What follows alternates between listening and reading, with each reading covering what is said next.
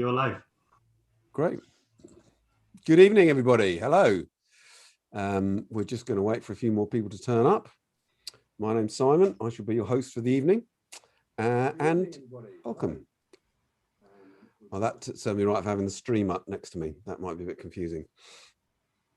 Good. Last I knew, we had at least 200 people in the waiting room. So I'm hoping there's a lot of you still there. I'll give it another sort of 30 seconds just to let people filter in, because there does seem to be an awful lot of people here, which is fantastic. You can see while you're making yourself acquainted that my colleagues on the screen have got their names and their organizations next to them, so you can work out roughly who's who. And we'll be hearing from all of us as the evening goes on. So I'm just going to wait for a little bit of a signal from one of my colleagues just to say, let's get going. He said pausing. No one's saying anything, so I think, should we just go? Good. All right.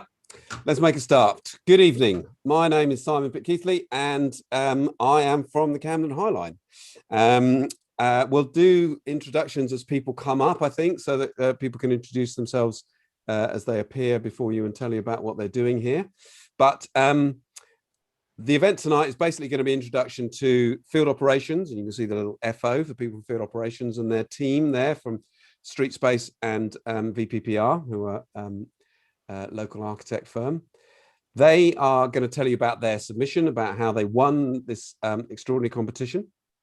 We're also going to hear from Caroline Cole at Colander Associates, who ran the competition for us, and Richard Terry, who's my colleague at the Camden Highline and our chair.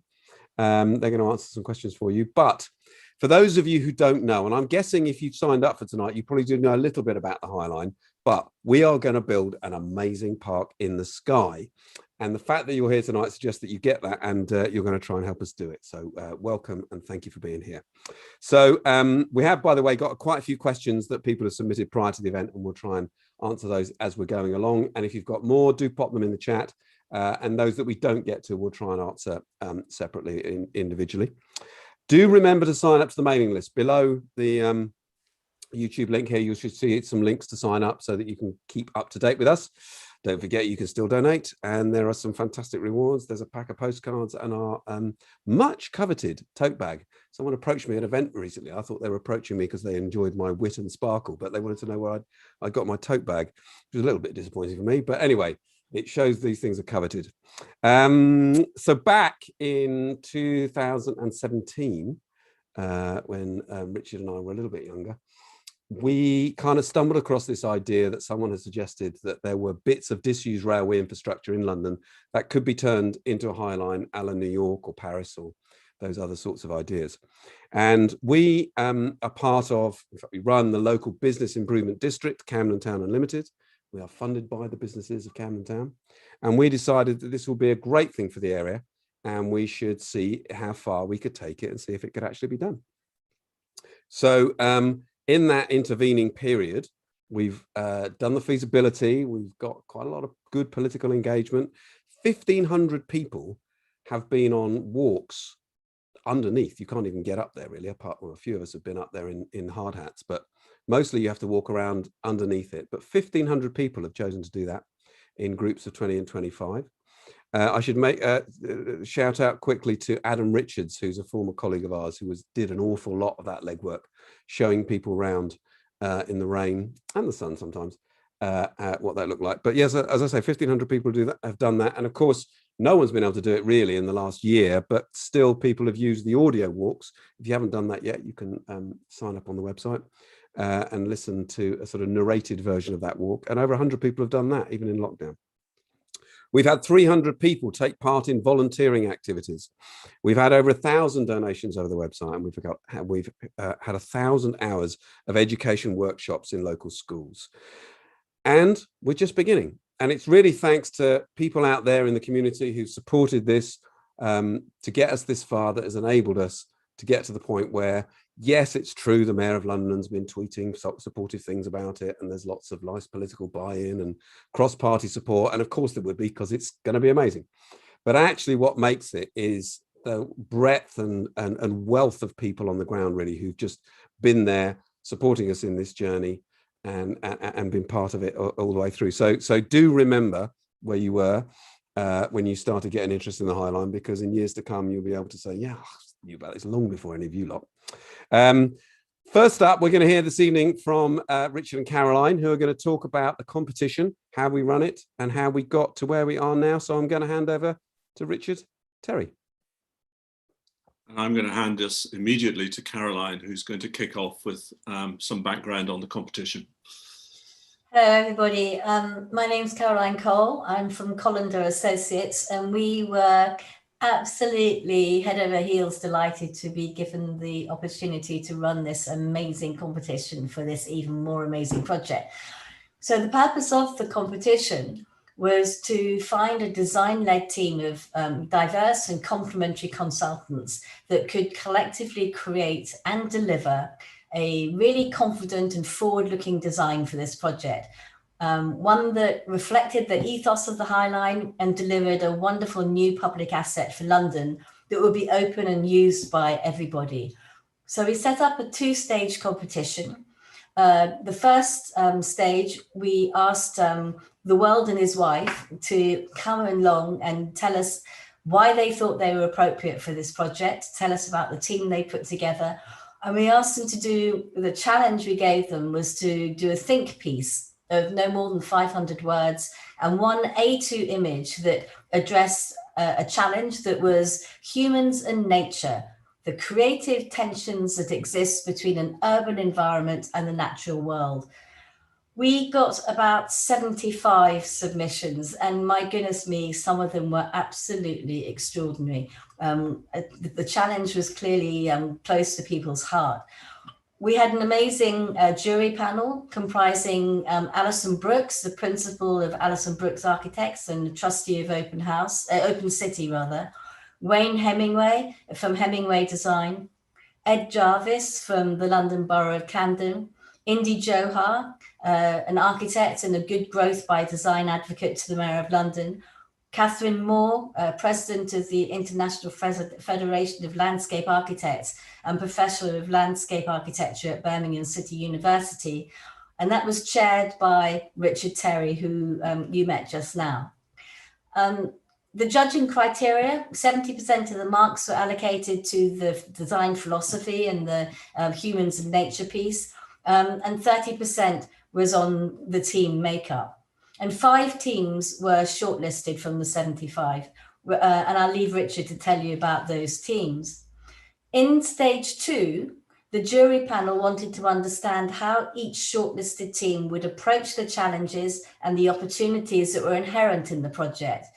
And so the teams were asked to create a short video of no more than 2 minutes, talking about their approach to the project, and talking about the people who they thought the project was being made for.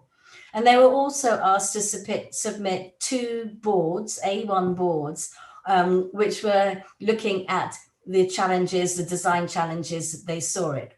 We also asked them to send a report which was looking at the makeup of their team, how they would deliver the project, how they would work with the client, and also the fees.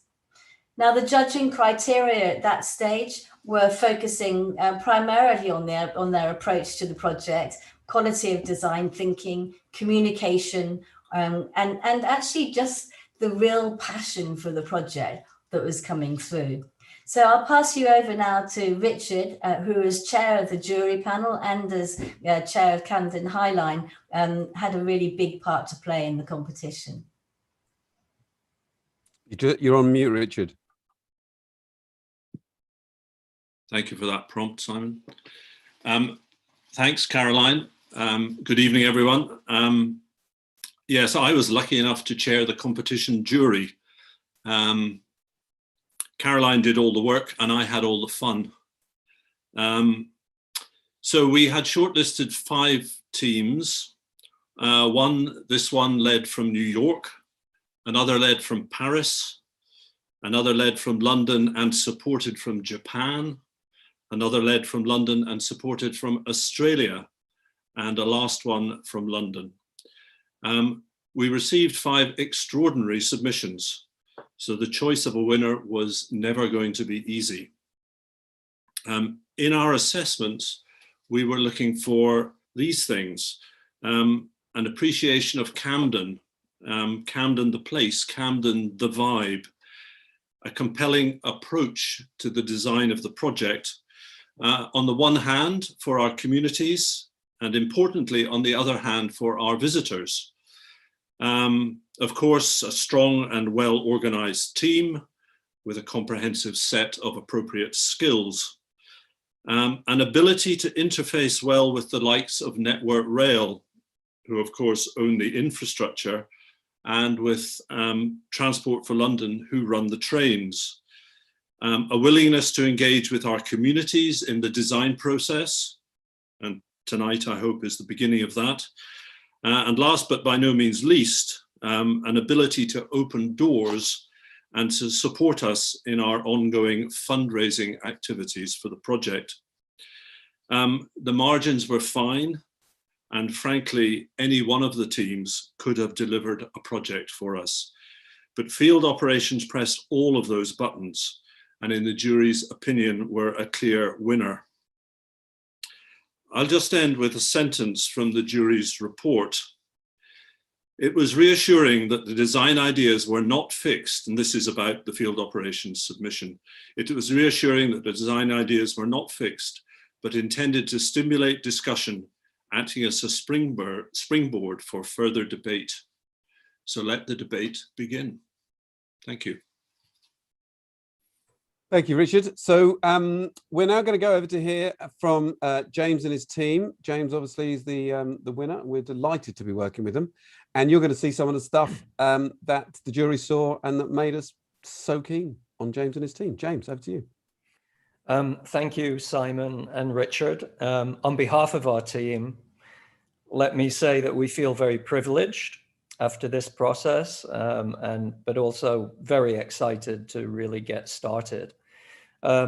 We are going to share with you some preliminary thoughts and share with you some of our thinking for maybe 20 minutes. And then there's an open platform with Q&A and discussion. So I believe we're going to start with our video, and that is in William's hands. I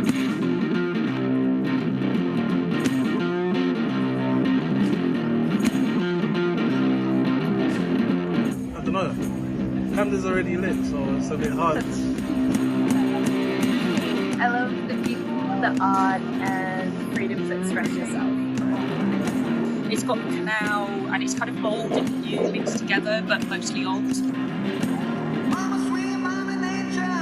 Nah, I mean, if you're doing a park, keep it as a park, keep it natural. I like the big carriages.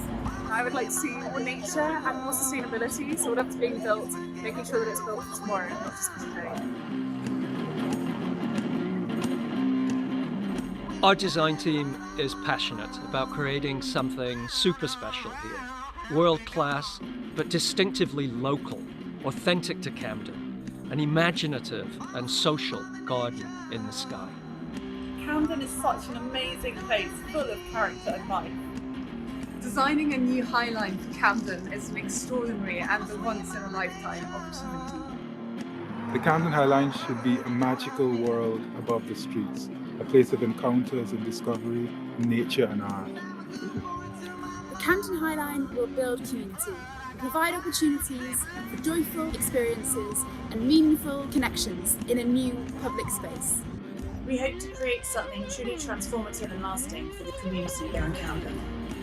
We imagine a Highline experience of train watching, strolling and enjoying an extraordinary sense of nature in the city, nature as palpable wild, as discovery and surprise, and as something that reflects and grows and changes with the community over time.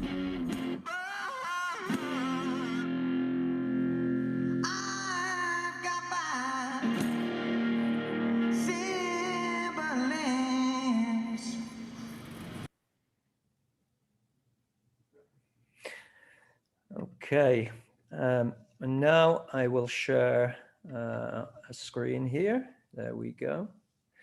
So look, I personally love that video because it's upbeat, it's optimistic, it's forward-looking.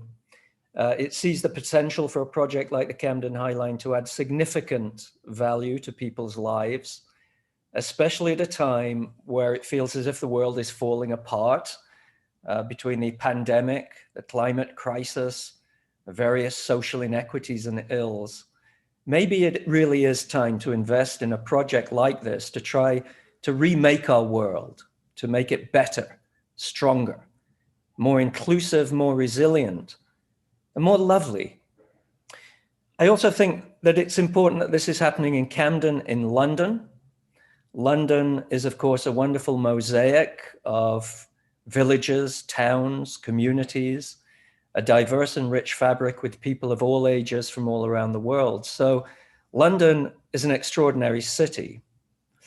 And Camden is particularly special because of its authenticity. It's a real community that is edgy, hip, vibrant, eclectic.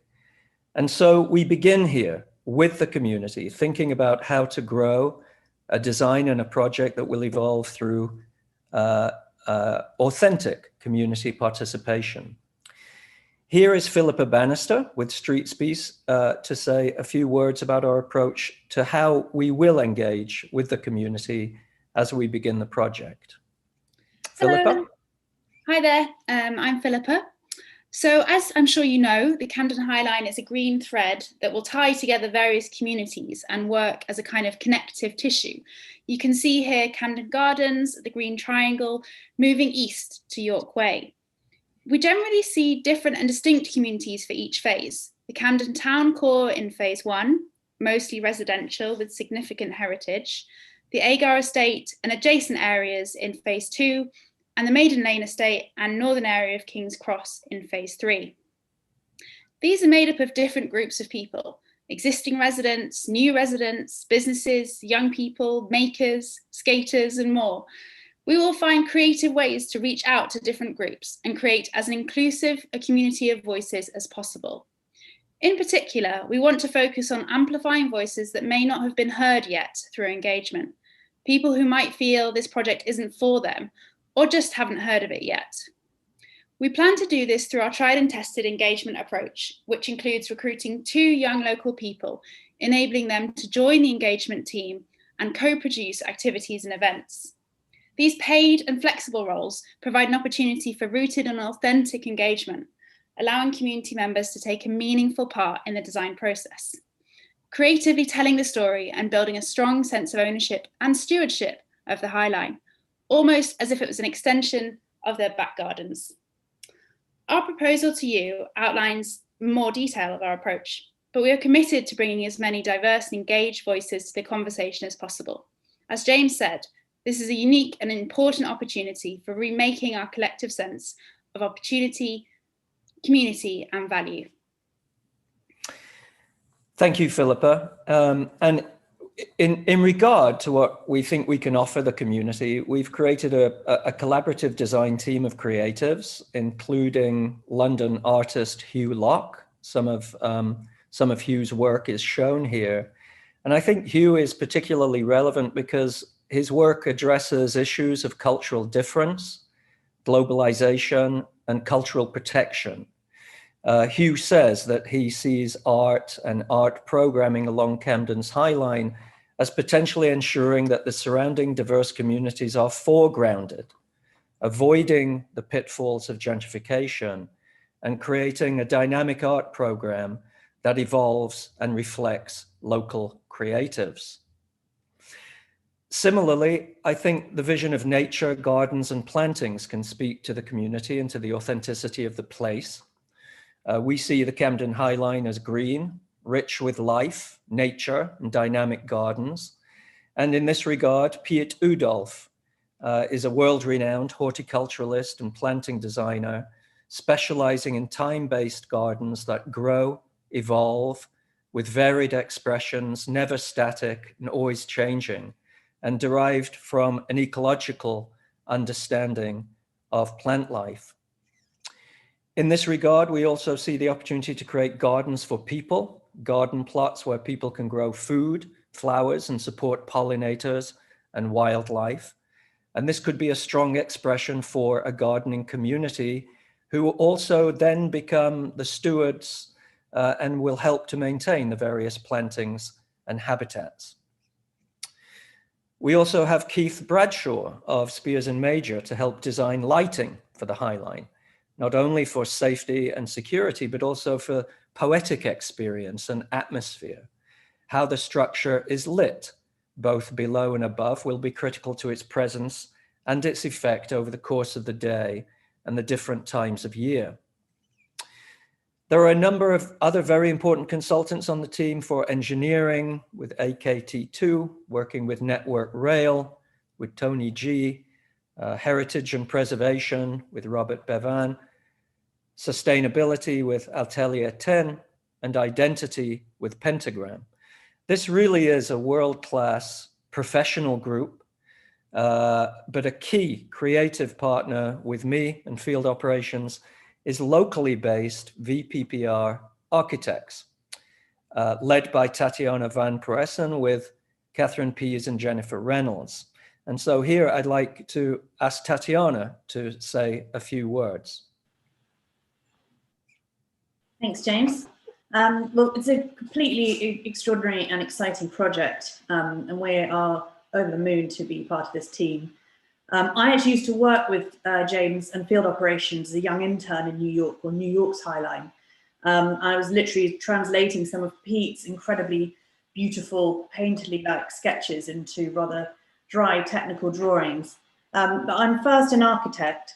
At field operations, I learned so much about landscape as a living medium and the beauty and impact it can have on people's experience of public space. Well, here in Camden, we're locally situated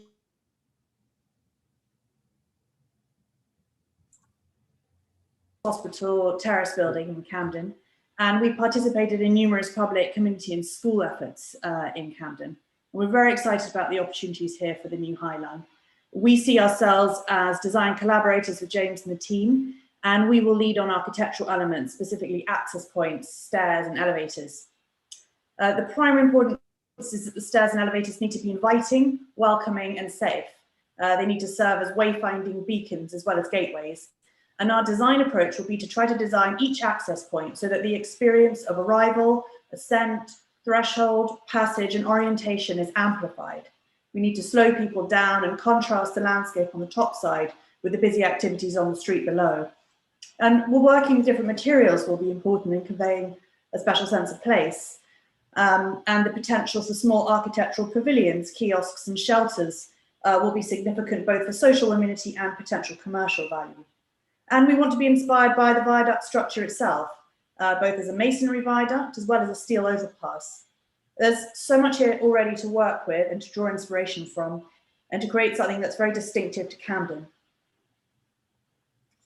So thank you, Tatiana. We really have a great team, and we're all just raring to get started, meet with the community and begin to develop something exceptional here. I just want to share three last thoughts. The first is that we do see this as a community project, the orchestration of a strong and bold design grown from the bottom up, distinctively of and for Camden Town. It is an evolving process, and we recognize the capacity of this long green thread to effectively tie together and connect different communities, places, people, and experiences over time. The second point, and that is, while there are significant opportunities here, there's also significant constraints and challenges. This is not an easy site. There are enormous constraints. And in regard to this, we think that designing with a kit of parts, what we can call a kit of parts, or a flexible modular approach, we can actually adapt the design to a variety of different conditions and use that kit of parts to orchestrate a sequence of experiences, pathways, and rooms we can actually create a safe and welcoming journey through a variety of social spaces, planted areas, and experiences. And related to this is the creation of a really dynamic and varied plantings that functions as an ecological, sustainable, self-sustaining ecosystem. Many of these plantings would range from woodland groves to wild scrub and meadow to more thematic gardens, including some horticultural, some community gardens, some educational gardens, and some with a strong ecological function. But throughout, a strong expression of wild nature taking over the built, sometimes cultivated and curated, other times wild and successional. We also see the possibility to explore cutouts in the structure and balconies and overlooks that can allow for interaction between people on the High Line and people in the town and on the streets below. It's really important to have this interactivity between being able to see people both up on the structure as well as down on the streets below. And of course, we want all of the access points to be welcoming and generously connective. This drawing here on the right shows a double stair connecting both west to Hawley Wharf and to the canal and east into Camden Gardens, with an opportunity for activation underneath the arches.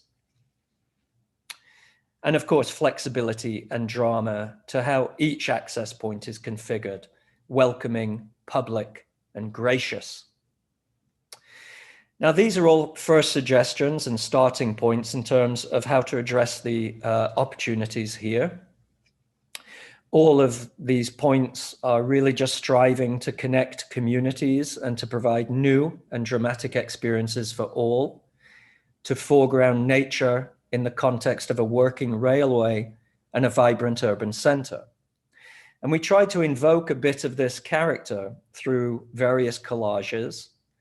One points painterly to the garden in the sky up on the High Line, or emergent woodlands on rail bed landscapes, dramatic overlooks, urban farms, potentially food production, a nest pavilion, an overlook,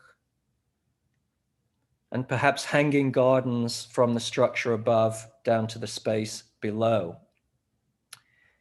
You know, we see an urban walkway experience alongside a working railway with a variety of social spaces set amidst richly textural plantings with biodiverse habitats for birds, butterflies, bees, and other creatures. Experientially, we believe it can be totally immersive and otherworldly, tactile and alive, with opportunities to actually watch the trains and participate in the life of the railway. It's an interesting perspective to be up and to see the trains going back and forth.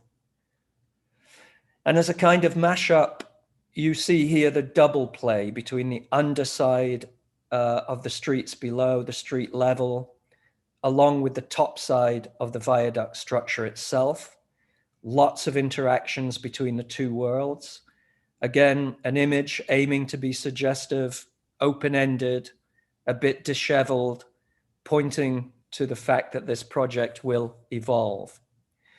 And a final view here suggesting much the same, a sort of wild rampage of nature, plantings, and ecology, mixed with urbanity, mixed with the life of the town and the viaduct structure itself.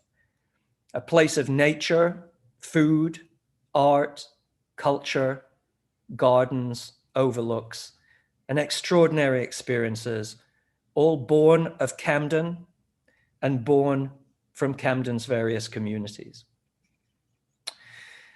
So thank you for your time. Hopefully not too long of a presentation, and we would now welcome discussion, questions, and getting to know one another a little bit more.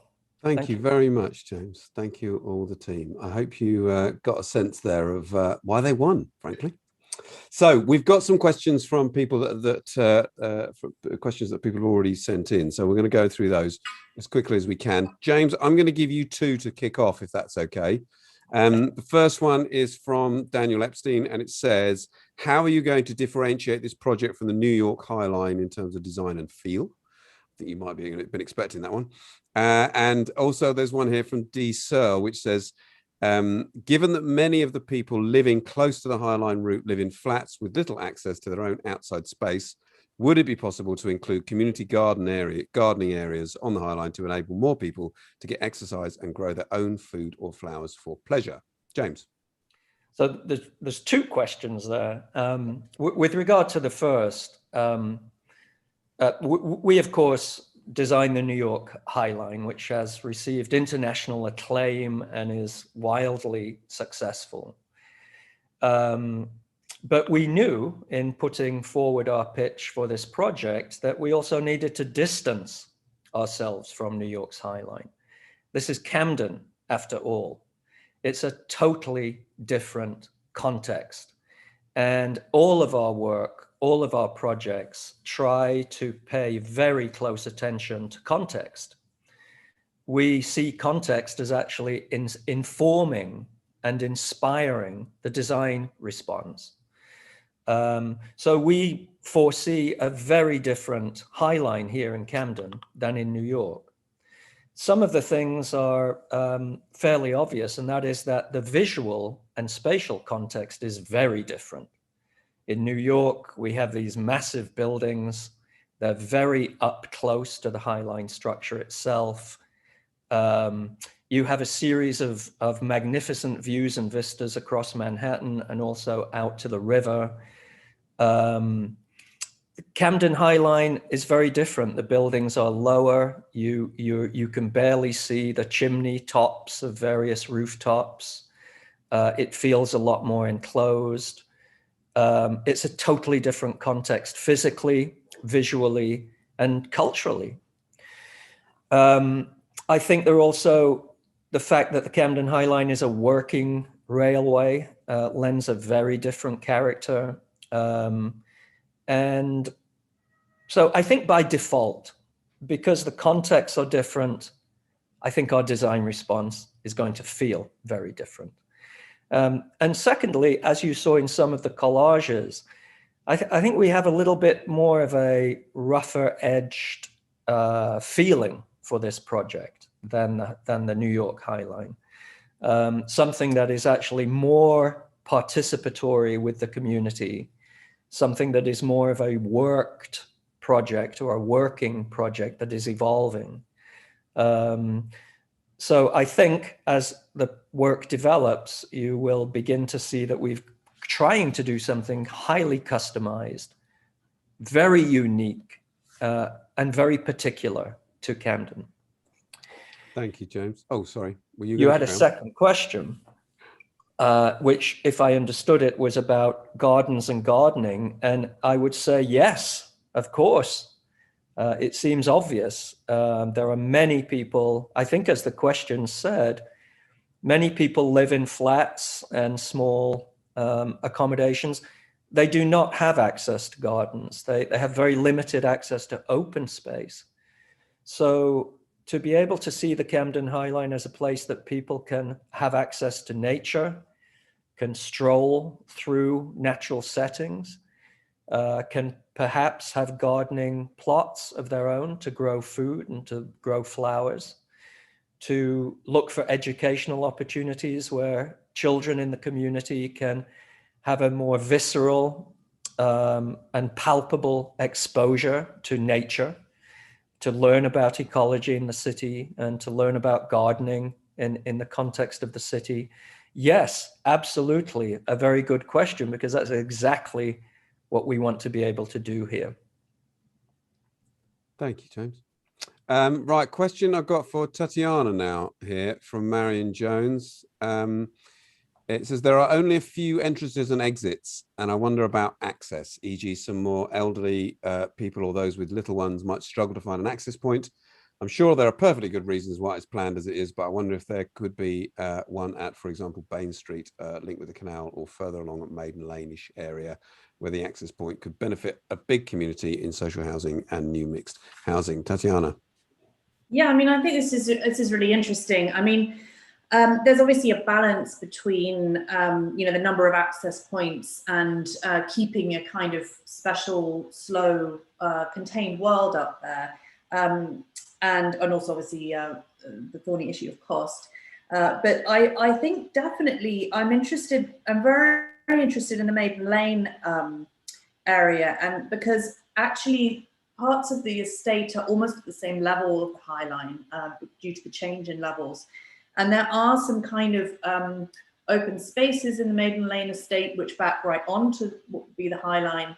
And I definitely think we would want to explore some opportunities for links there directly from the estate. I think it's still to be worked out. We haven't designed the master plan yet. That's all to come. And I think also through the community engagement, which Philippa will be heading up, a lot more of these questions and issues will kind of come to light. Like where would be the most appropriate places. I think that it seems obvious, right, to have a connection from Camden Road from the platform, which I think is the one that's been proposed. Camden Gardens provides an opportunity to link with the canal, actually, which I think could be really interesting, because the canal is this sort of mirror image, really, of what the High Line could be. And I think if someone's doing a long walk, it kind of makes sense that those two things could be linked together. So yeah, I think we're still open to these sorts of ideas, and we're really excited to explore them. Thank you, Tatiana. Okay, we've got a question now for both James and Tatiana. This is from Auntie Sanders. How do you imagine the interface between the Camden High Line and the railway tracks? How do you think that's going to look? Assume there will need to be some sort of substantial fence for security reasons, but can you think of a way of designing this in a transparent way so Camden High Line users and residents don't lose sight of the trains? I'm totally with you there, actually. I think being up there, as not many of us have done it, it is a lovely experience, the train sort of trundling past you rather slowly. Second part of the question is, how do you imagine the outside edge condition of the High Line? I.e., how far will it be transparent, and how tall do you imagine any fencing or boundary conditions? Guys, yeah, it's it's a very good question. There will have to be some sort of fencing or wall. It's a requirement to protect National Rail. It's a security issue. So there does have to be something. But yes, we do see the opportunity to design this in such a way that it's a very theatrical screen, if you will, between the voyeur on the walk on the High Line side and the trains trundling by, to use your phrase, Simon, which is a lovely sense of these trains that do move. They don't move that fast, do they? They kind of trundle by. And they're set at a slightly higher elevation, which is interesting. So yes, to imagine detailing the design of a fencing screen of some sort that allows for transparency in train watching is key. But we also think that this element could assume various functions or various ideas as it moves along. It can also become a green feature in terms of vines and climbers. It can be a place for art, a sort of vertical gallery. It can be a lighting element in terms of how it's lit in the evenings. It could become an interactive element in terms of how people can interact with it or play alongside it. So there's a lot of possibilities to view this not simply as your standard railway fencing with barbed wire, but to actually design it in a way that is socially endearing. The outside, the outer edge is equally important. One of the really successful things on New York's High Line is being able to see people up on the structure from the streets below. And we want to look for opportunities to do that here too. It's important for a sense of safety, for a sense of security, to have that visual connection, but also for a kind of theatricality. When you see people up on the High Line, you're invited yourself to go up onto the High Line. You out of curiosity, you want to go up and see what's up there. So yes, this outer edge is something that's very important in terms of being able to design it in a way to create an interactivity between life on the High Line and life on the street below. And Tatiana, would you add something? Yeah, I mean, I think part of the question was also about overlooking. Actually, I think what's confusing when you're on the train is that you can't quite get a sense of the scale of the existing parapet. I mean, it's actually very high, higher than you can see over. So the existing condition is that you can't really see out when you're walking on the level of where the High Line would be. So where we make views and overlooks, or where we enter the High Line, for instance, from a staircase that might bring you up and over, or if we could cut out or create balconies looking out, they would be kind of quite carefully choreographed, which would give us an opportunity to ensure that obviously privacy is maintained while creating this kind of theatrical opportunity that James is talking about. But yeah, so I think there's a lot that's very exciting. I mean, I think the fence can be super exciting. That's could be a really fun design element. And yeah, absolutely, we need to see the trains and hear the trains, because my 5-year-old son would be very disappointed if that wasn't possible. Thank you, Tatiana. Thank you, James. Yeah, and it is great for those of us who've been up there. There's something, and this is a very sort of like naive layman sort of view, but I expect trains to be, you know, as you see them at a platform. I kind of forget they have wheels. They're actually quite tall, so it is a slightly more surreal experience than you expect when you're up there. Let's have a couple of questions for Philippa. You're not going to get it off this evening, Philippa. Right, so Kim has given a couple of questions specifically for you. I'm going to give you two. The first one is, how will the local community be involved? Very obvious question for you there. And secondly, will there be child-friendly places on the High Line? And just before you answer that, Philippa, apologies, we're getting inundated with questions now. We've only got 15 minutes left, so we're not going to be able to get through them all. Okay. So I encourage those people answering questions to do so with brevity. Okay. Philippa. I can do that. So as you've hopefully heard from everyone, it's, you know, this won't happen without community really central to the whole design process. And we want to create lots of feedback loops that are really genuinely kind of learning and listening to insights from local people, and kind of feeding that in, and their people's ideas and their aspiration for Camden, and kind of creating that loop and this sort of constant loop feedback with the design process, so that you can feed in and kind of really see how insights from local people are kind of enriching and kind of really developing the designs. And I think at first we'll focus on the more eastern end of the High Line, with the recruitment of 2 local young producers, providing some employment, creative employment for people to kind of really like shape their own spaces and this new linear park in the sky, and kind of be led by them about how best to really engage with people on the estates, and then kind of from there zooming out and sort of doing more town hall style events, and kind of lots of big, obviously come COVID safe times later in the summer, more kind of like celebratory, where we're sort of seeing the design develop. So yeah, very central, and definitely focusing on young people, children, older people, really kind of seeing from multiple perspectives and trying to find many ways to kind of enrich the designs through those lenses. Thank you very much, Philippa. Okay, right, James, I'm going to try and give you 3 questions, and I'm going to ask you to be brief in your answers to all 3 of them, all right?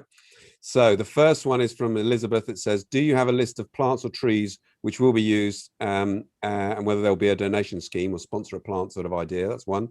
Second one from Catherine. It says, who will be maintaining the planting? Excuse me. Will there be opportunities for volunteers? How will the proximity of trains influence the planting style in contrast, say, to the New York High Line? And thirdly, from Daniel Morris, I would like to ask if there is a sensory element in the High Line. For example, could there be a herb or a fruit garden? And then Daniel, I note here, is owner of the Camden Tea Company. I see what you've done there, Daniel. Excellent. Jim, can you do all three of those? Yeah, I mean, look, they're all very good questions. They're all in support of our instinct that this should be a green garden in the sky, lushly planted, richly planted. However, we believe that most of the planting should have a wild characteristic. We would rely on natives. We would try to recreate young woodlands and hedgerows and meadows and have a palpable sense of nature. And yes, there's definitely an opportunity for sponsoring a plant or gifting a plant to somebody for their birthday. I think that's something that could easily be done. The maintenance is always an issue. These are living landscapes in an urban environment. Maintenance is always a challenge and an expense. So I think what we're going to have to think hard about is how to create plantings and design elements that are relatively low maintenance, that are places that basically can look after themselves as much as possible. You asked about volunteers, and absolutely, if we can create a cordon of volunteers here, Camden Highline volunteers, to help with cutback and with pruning and with weeding and with planting and with all of the various seasonal activities throughout the year, I think that could be very helpful. And finally, the sensory question is wonderful because, in my own writing and my own work and my own thought, I mean, the tactility of landscape is much more fundamental to human experience than what it looks like. So the scent of landscape, the smell, the sound, the ambience of the atmosphere, the quality of humidity or temperature in the air, and being able to choreograph experiences. So it's not just a visual sequence, but it's more importantly, a tactile experience where it's just delightful and surprising in terms of the experiences that you encounter as you walk along. Brilliant. Thank you, James. Good. Okay, more questions here. Oh, there's one for me here. This is from Jane. She says, please can you confirm whether it will be pedestrian only walk? This is a slightly thorny issue because I know, having spoken to lots of community groups, that there's quite a strong sense that maybe the canal has been taken over by cyclists, and a fear that the High Line might do the same. I think what we would say is we've tried very hard not to predetermine what's going to happen there, but it does get pretty narrow in places. So having a dedicated cycle track is going to be almost impossible. It's also quite a high route. You're going to, it's quite a long way to lug your bike up. For not that long a distance, it's only 1.2 kilometers. I note that New York, or neither New York nor Paris actually have cyclists up there. But equally, we're not going to have sort of police up there policing people. But I suspect it will end up being pedestrian only. But let's see. You never know what these amazing designers might come up with. Next question here is, are you thinking of opening the High Line in stages, say starting at the Camden end? That's from Mark. Anyone want to take that? I mean, I think the answer is yes, but if someone gives us all the money in one go, then we'll do it all in one go.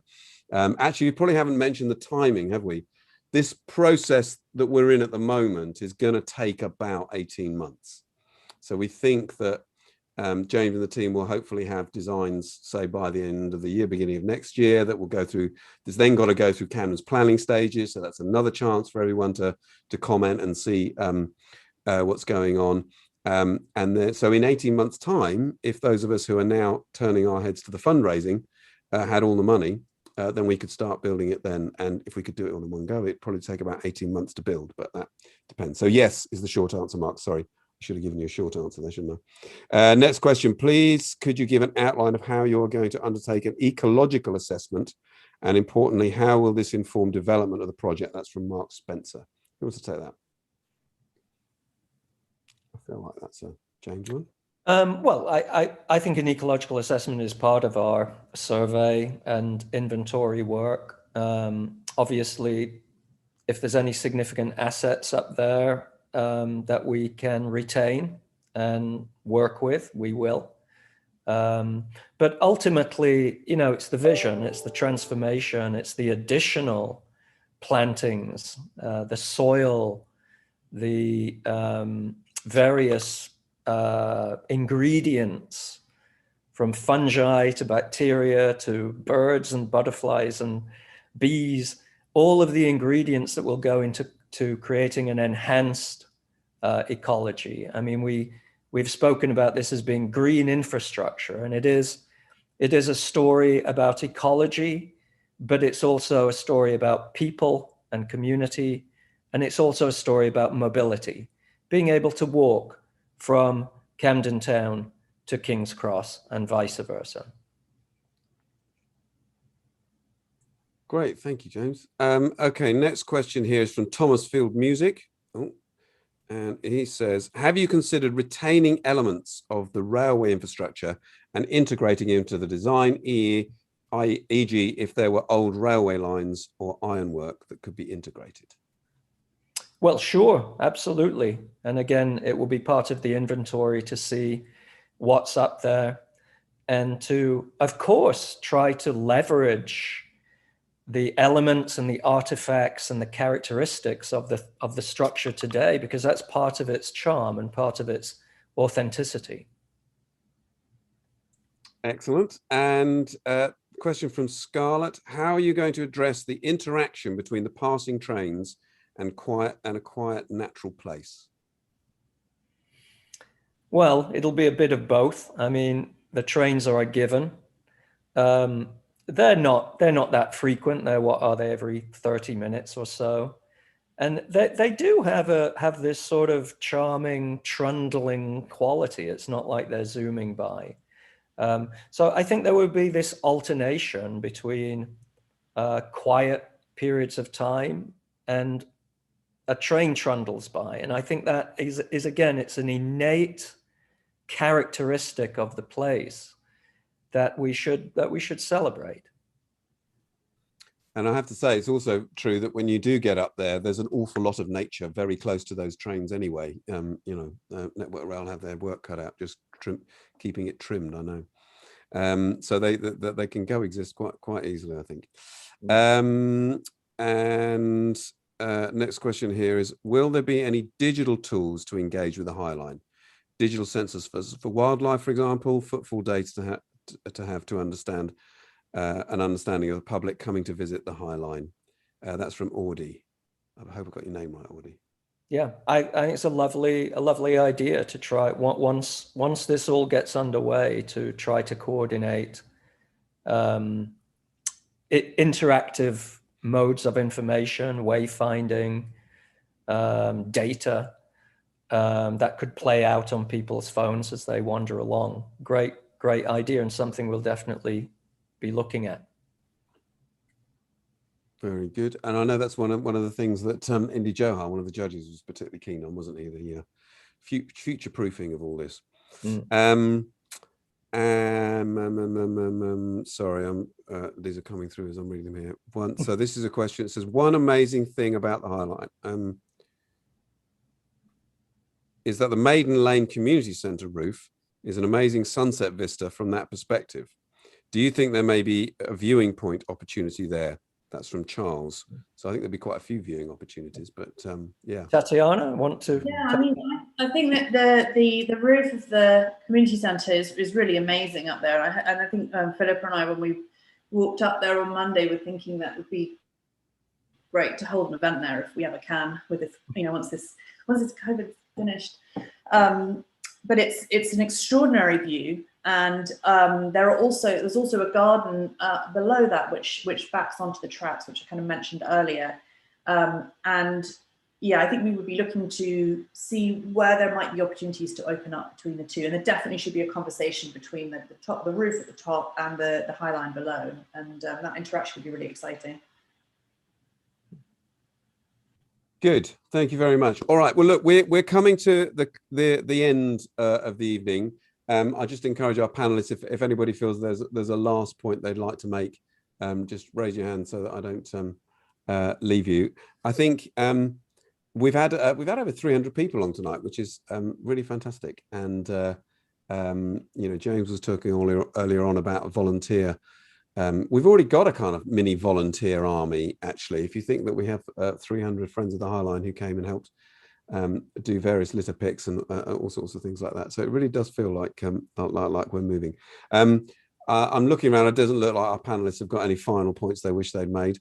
We'll probably do an email summary after this, and don't forget you can watch it on YouTube still afterwards. YouTube will keep it up there for a bit. I don't know how long, but it'll still be there.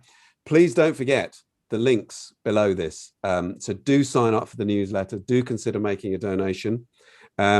We have got, to build the first bit, we've got to raise about 12 million quid over the next 18 months. That's particularly my job. So I'm after all the help I can get. One of the things that we're learning to do now is to say to people, who do you know? And so I say that to everyone in the room. Who do you know? You may well know someone who's a trustee of one of the big trusts or foundations who may be interested in funding green infrastructure.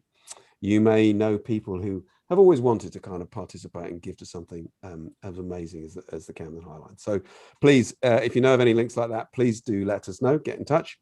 As I say, follow us via the newsletter and on Twitter and all the social medias and all that sort of stuff. And put some comments. You can put some comments below here if you want to. I think the only thing I really need to do now is to thank our panelists. In a normal sense, we'd all applaud. And it's going to be very difficult to hear anyone on YouTube applauding. But maybe we should all just give ourselves a little applause, just symbolically. Because I think we are all extremely excited and we thank you all for coming. The most exciting thing, of course, is that one day we'll all be able to get up there and have a drink and a beer. By the way, someone texted me to say, why are you drinking on this? It's ginger beer, not actual beer. But we will be able to have hopefully a real beer up on the Camden Highline. But more sooner, hopefully we'll be able to meet up over the summer. We've got lots of nice images we can show you. We've got an exhibition that we'd like to put together, and as many of us have felt many times, in a post-COVID world, there'll be a lot more that we can do. Stay in touch, follow us on all the things. If we haven't answered your questions tonight, we will certainly try and do so in the follow-up. And thank you all for coming.